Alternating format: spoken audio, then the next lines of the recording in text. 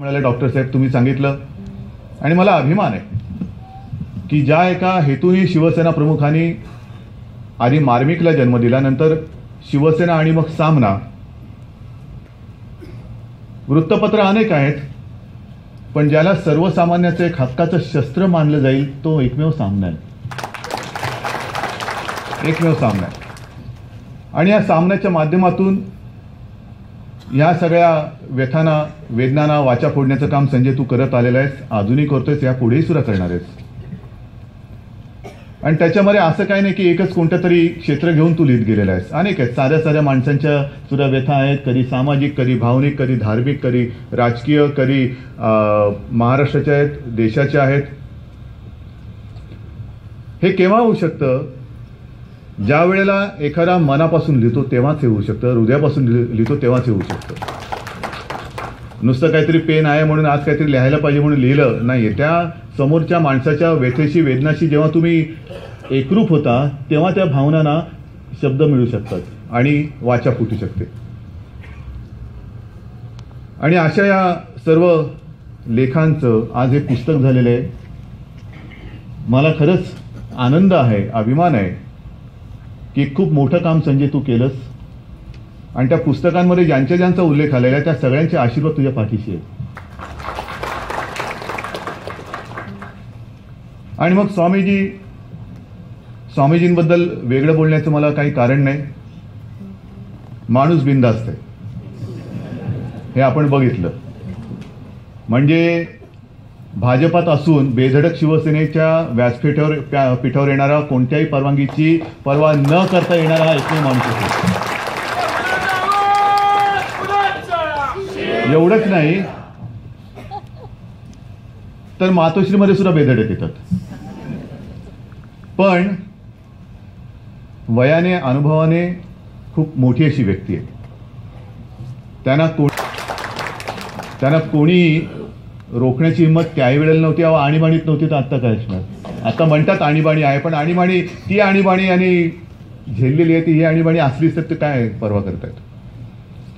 पण एका गोष्टीचं मला खरंच एका गोष्टीमुळे धन्यवाद द्यायचे की आपने जो बात मुझे बताई थी कि दिल्ली में उस वक्त क्या चर्चा चल रही थी विधानसभा के चुनाव के दरम्यान, की कशी माणसं असतात, हा एक कळत नकळत, म्हणजे मी हे आधी बोललेलं नव्हतं पण आपण सांगितलं म्हणून बोलतोय की 25 वर्ष एकत्र राहिल्यानंतर आता शिवसेना प्रमुख नाही, आत्ता त्यांना संपवा, उद्धव काही करू शकत नाही.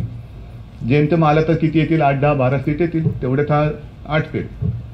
पण त्यांना माहिती नाही आहे शिवसेना ही नुसती पक्ष म्हणून अशी बाजारबुणगी संघटना नाही आहे. शिवसेना हा विचार आहे, शिवसेना हा एक जाग आहे, शिवसेना नाही म्हटलं तरी आग आहे. आणि आगीशी जर का कोण खेळलं ना तर तो खेळणारा जळून खाक होईल, पण आग अशी कधी विझू शकणार नाहीये. आप जो बोल रहे थे कि 7 झूठ, मैं तो कहता हूं पिछले रामायण महाभारत छोड़ दो, पिछले 2-2.5 साल में कितनी झूठ हमने सुने.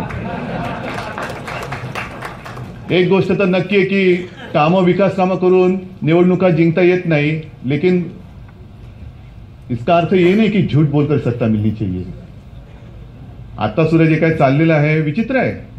मी तर म्हणतो आपल्या देशात सर्वधर्म समभाव आहे की नाही? सेक्युलरिज्म अपने देश में है कि नहीं है? आप बताइए मुझे. मैं कहता हूं है. बताऊं आपको? आप जाइए एटीएम और बैंक के सामने, सब धर्म के लोग लाइन में खड़े हैं. आप कतार में खड़े हो, म्हणजे ते कतार वेगळं, आमची कतार वेगळी. आणि ही सगळी थट्टा चाललेली आहे. मी म्हणेन देशातल्या हिंदूंचं हे दुर्दैव आहे, कधी नव्हे तो हिंदू एकवटला.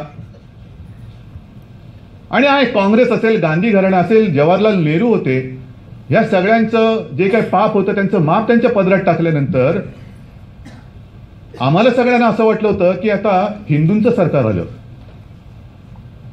पण दुर्भाग्य असं आहे की मुफ्ती महमद चालतो, मेहबूबा मुफ्ती चालते, पण कडवट हिंदुत्वावरील शिवसेना चालत नाही. हे कोणतं हिंदुत्व?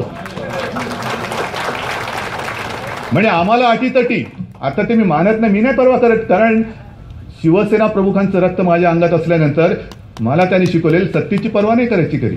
सत्ता असेल आणि सत्ता आमच्या नशिबात आहे, आम्ही सत्तेसाठी नाही, सत्ता आमच्यासाठी आहे. त्याच्यामुळे सत्तेची पर्वा नाही. सत्ता येईल, सत्ता जाईल, परत येईल आणि पुन्हा जी येईल ती एवढ्या मजबूतीने येईल की त्याच्यानंतर 25 वर्ष कोणी आम्हाला सत्तेवरनं काढू शकणार नाही. याचं कारण आम्ही जे करू शकतो तेच बोलतो. पण जसं स्वामीजी आपण आज बोललात की हिंदू धर्म हिंदुत्व, कांग्रेसची आणि जवाहरलाल नेहरूंची ती चूक होती. चलो मैं तो कहता हूं इतने साल के बाद अपनी सरकार आई है, आप हमारे साथ हो, हम आपके साथ है. आपण मांडा राज्यसभेत ठराव की हा देश हिंदू राष्ट्र आहे. शिवसेनेचा प्रत्येक खासदार तुमच्या पाठी उभा राहून त्याला पाठिंबा दिल्याशिवाय राहणार नाही. लेकिन दुर्भाग्य की बात यही है, हम हमेशा कांग्रेस की गलती की ओर इशारा कर रहे हैं. जसं मी येताना हल्ली आता वृत्तपत्र नुसतं दुसऱ्या दिवशी वाट बघण्याची गरज नाही. आपल्या मोबाईल फोनमध्ये सुद्धा वृत्तपत्र वाचता येतं. त्याच्यामध्ये मी वाचलं की नरेंद्र मोदी बोललेत की काल बांगलादेशचा आपण जे काही तिकडे शौर्य गाजवलं होतं त्याचा विजय दिन होता. आणि त्यानिमित्ताने ते बोलताना म्हणाले की 71 साली इंदिराजींना मला वाटतं यशवंतराव चव्हाणांनी सल्ला दिला होता की नोटबंदी करा. त्यांनी ऐकला नाही म्हणून देशाची अर्थव्यवस्थेची वाट लागली. ठीक आहे ना. आणखीन एक ते बोललेले आहेत की त्यावेळेला इंदिराजींनी बांगलादेश स्वतंत्र करून दिला, त्याचा पुरावा कोणी मागितला नाही, पण सर्जिकल स्ट्राईकचा पुरावा मागितला जातोय.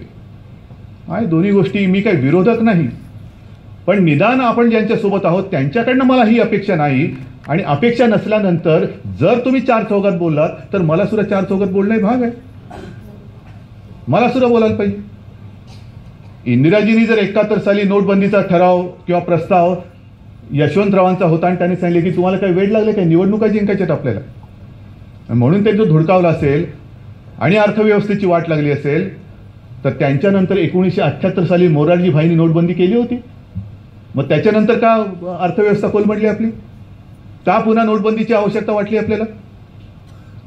आणि बांगलादेशाच्या स्वातंत्र्याचा पुरावा, बांगलादेशाचं स्वतंत्र राष्ट्र जन्माला आलं, पुरावा काय डोळ्यात देखत त्या राष्ट्राचा जन्म झालाय. वेगळं म्हणजे आपण जे म्हणत होतो एक निशाण एक प्रधान एक संविधान, तसं त्यांचं वेगळं निशाण वेगळं प्रधान वेगळं संविधान जन्माला आला.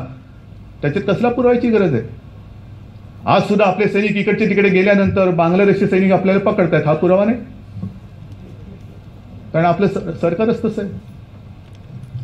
पण ज्या अपेक्षेने आम्ही तुम्हाला निवडून दिल्यानंतर त्या सगळ्या गोष्टी बाजूला टाकून दिल्या. आज स्वामी जी आप कह सकते हैं क्योंकि आप में हिम्मत है की राम मंदिर बांधलं गेलं पाहिजे. सत्तेमध्ये असलेला एक मंत्री तरी हे बोलू शकेल का, मला सांगा. आम्ही बोलतो, कारण बाबरी पडल्यानंतर भागमभाग होईल ती सब. फक्त शिवसेना प्रमुख एकटे होते, त्यांनी ठणकावून सांगितलं होतं की जर हे काम माझ्या शिवसैनिकांनी केलं असेल तर त्यांचा मला अभिमान नाही, गर्व आहे. परिणामांची पर्वा केली नाही. आणि आज माझं आव्हान असेल हिम्मत, तर युपीच्या निवडणुका जिंकाल किंवा हराल बाजूला ठेवा, पण आम्ही राम मंदिर एवढ्या दिवसात तिकडे बांधून दाखवू हे भाजपने बोलावं. आम्ही बिनशर्त तिकडे सुद्धा जी काय असेल नसेल त्या ताकदीने पाठिंबा दिल्याशिवाय राहत नाही. पण असं असं असं असं जायचं ते आज रविशंकर प्रसाद बोललेले आहेत, ते सुद्धा ऐकलं. आता उद्या पेपरमध्ये येईल की हा नोटाबंदीचा जो काही त्रास होतोय ना, हा प्रसव वेदनेसारखा आहे. तुम्हाला काय अनुभव, मी काय गडबड असेल मला माहित नाही, पण तुम्ही कसं काय हे सांगू शकता की प्रसव वेदनेसारखा आहे. अंतिम फळ जेव्हा मिळेल तेव्हा बाळाचा जन्म झाल्याचा आनंद मिळेल. रविशंकरजी, त्याचबरोबरीने आणखीन एक बातमी आलेली आहे, ती पण तुम्ही वाचा. आजच रांगेमध्ये उभ्या असलेल्या एका महिलेचा गर्भपात झालेला आहे. रांगेत उभी राहिली, तिचा पती तिच्या सोबत होता. नंबर लागल्यानंतर तो पती तिला आता काय सगळ्या गोष्टीचा पुरावा लागतो. घरामध्ये लग्न कार्य आहे, लग्नपत्रिका घेऊन या, कॉन्ट्रॅक्ट कोणाकोणाला दिले त्याचे पुरावे घेऊन या. नशीब पत्रिका जुळते की नाही बघायला तिकडे पंडित नाही ठेवत. पण त्या नवऱ्याने सांगितलं की अहो माझी पत्नी गर्भवती आहे, पैशांची आवश्यकता जास्त आहे, 2000 होणार नाही, थोडे अधिक पैसे देऊ शकला तर बरं. नाही म्हणजे नाही, वरनं आलेलं काय नाही. आणि त्या दरम्यान तिला प्रसव वेदना काय असतात ना रविशंकरजी, तिला जाऊन विचारा. तिला त्या वेदना सुरू झाल्या, घाई गडबड तिला हॉस्पिटलमध्ये नेण्यात आलं. तोपर्यंत कारभार आटपला होता. ते मूल तर दगावलं आणि ती जी महिला आहे ती आता गंभीर आहे. कसला आनंद, कधी मिळणार फळ, कधी मिळणार फळ. आणि हे जे काय सगळं वातावरण निर्माण करून घेतलं गेलेलं आहे, मी ह्याचा कधी विरोध नाही केला. कारण काय होतंय, आपण तर साधी माणसं आहोत, अर्थतज्ञ अजिबात नाही. खरं इकॉनॉमिक्स आपका सब्जेक्ट आहे स्वामीजी. बाकी कडक ऊन, पाय भासतायत पण समोर मृगजल दिसतंय. अच्छा पाणी चाहिए ना, चलो अब थोडा इंतजार करो थोडा. हे जे काय चाललंय हा मृगजळाचा पाठ लागतात नाही ना, की मृगजल दाखवून दाखवून दाखवून अब 50 दिन 100 दिन 80 दिन किती काळ जात राहायचं. तोपर्यंत पाय आधीच रक्तबंबाळ झालेले आहेत, भाजून माणसं तिकडेच पडतील, पण मृगजळ अजून चालूच आहे. तर हे जे काय आहे हे संजय, ह्याच तू गोष्टी त्याच्यामध्ये लिहिलेल्या असते. एका निवृत्त सैनिकाने त्याच्या उपचाराला पैसे मिळत नाही, तो सीमेवर असताना शत्रूच्या गोळ्या त्याच्या शरीरात घुसल्या होत्या, तरीसुद्धा तो मेला नाही, तरीसुद्धा तो जवान आपल्या देशासाठी लढला.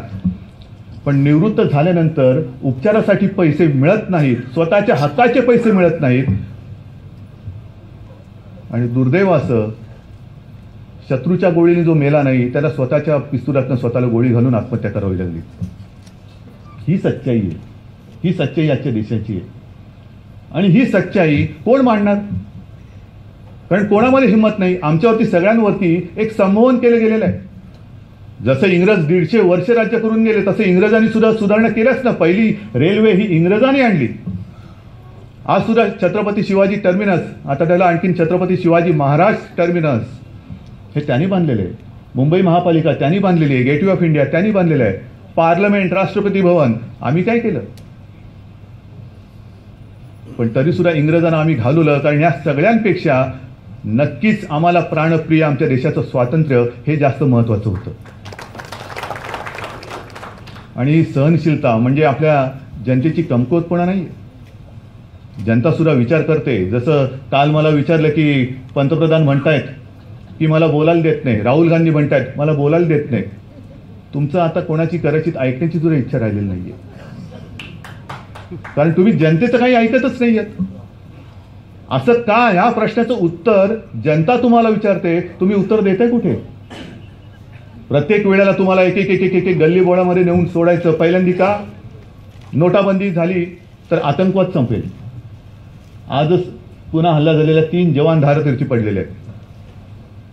आणि आतंकवाद जर नोटाबंदीने संपत असेल तर मी म्हणेन पूर्ण जगाने हा निर्णय घ्यावा, कारण देशाला, फक्त आपल्याच देशाला आतंकवादाचा धोका नाही, संपूर्ण जगाला आतंकवादाचा धोका आहे.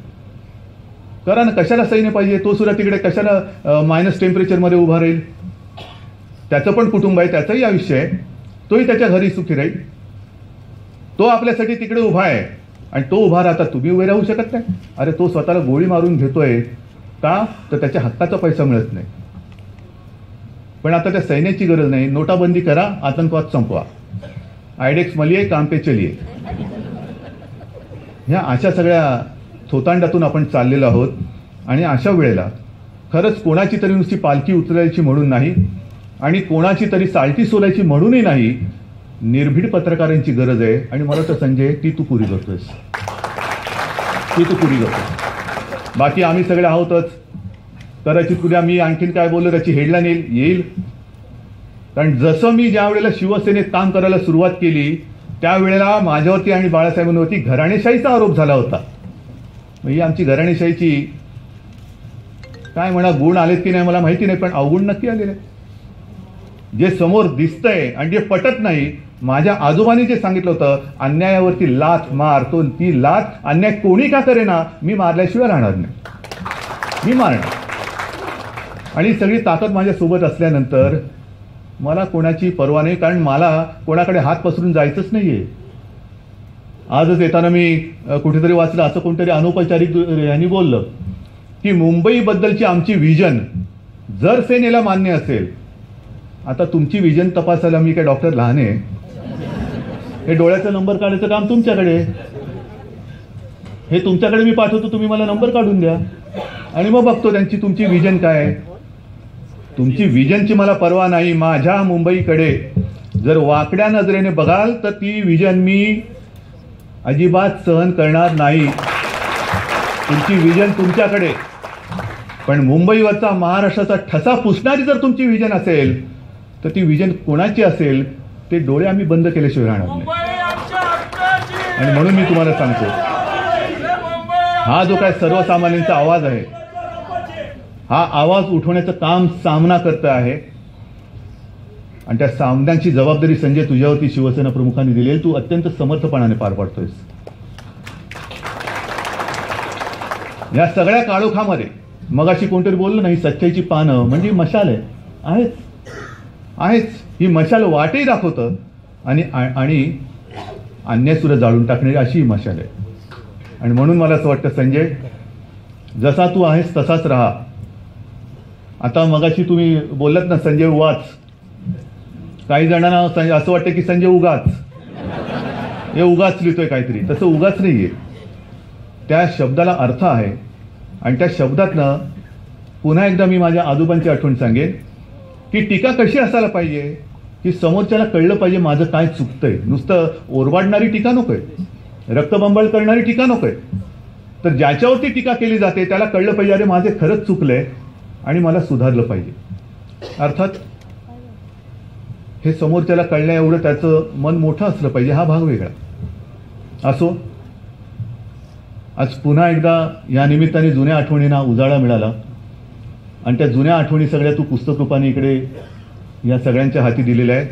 त्याच्यामध्ये साधारणतः काय काय असं काही नाही की तुम्ही वाचलेलं नाही, तुम्ही सगळं वाचलेलं आहे. पण एकत्रितपणाने हे पुन्हा एकदा वाचा, म्हणजे आपण नेमकं काय करतो आहोत हे तुम्हाला कळल्याशिवाय राहणार नाही. संजय, तुला तुझ्या पत्रकारितेला खरंच मनापासून शुभेच्छा देतो. जय हिंद, जय महाराष्ट्र.